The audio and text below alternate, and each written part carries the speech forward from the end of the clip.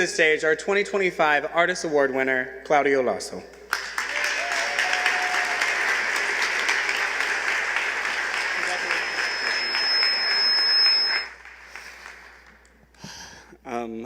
Hello.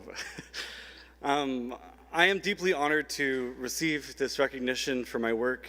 Being a theater maker in the Valley for the past 10 years has taught me a lot about myself, about artistry, but most importantly about community. When I graduated high school, I did what most theater kids here do. I looked for the fastest way out of town.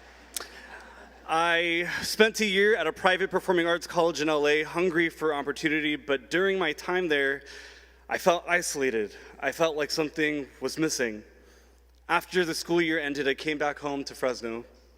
Wanting to learn more about the community, I decided to audition for 12 Angry Men at the Selma Arts Center, directed by Juan Luis Guzman. It was there, that production, full of community members, like the two-time California Poet Laureate Lee Herrick, Selma's ex-chief of police, Craig Gardner, as well as a librarian, some teachers, and a little 20-year-old me. It was here that I understood what community theater is. Since then, I've directed, produced, and performed in multiple productions at the Selma Arts Center, and with each production, I've made an intentional effort to create environments where artists feel safe, where they feel that they can create freely, and where they can make their everlasting bonds.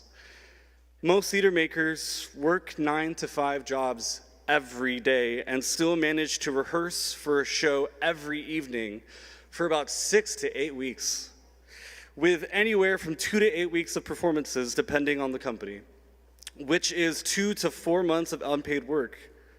The majority of theater makers are unpaid.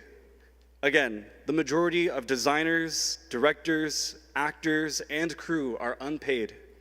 They don't do this for a paycheck, they do it out of passion. Theater should be a reliable career for people here, but we need support. We need people to realize how important theater is to the community and the history it's had right here. One of the most Tony Award-winning performers ever is Audra McDonald, who was raised right here in Fresno. There are more than 5 historic theaters in town that used to house multiple productions, some buildings dating as far back as 1917. Right here in the Central Valley, from Stockton to Bakersfield, there are over 30 theater companies. In Fresno alone, there are more than 15 theater collectives. Theater is incredibly important to the culture of the Valley.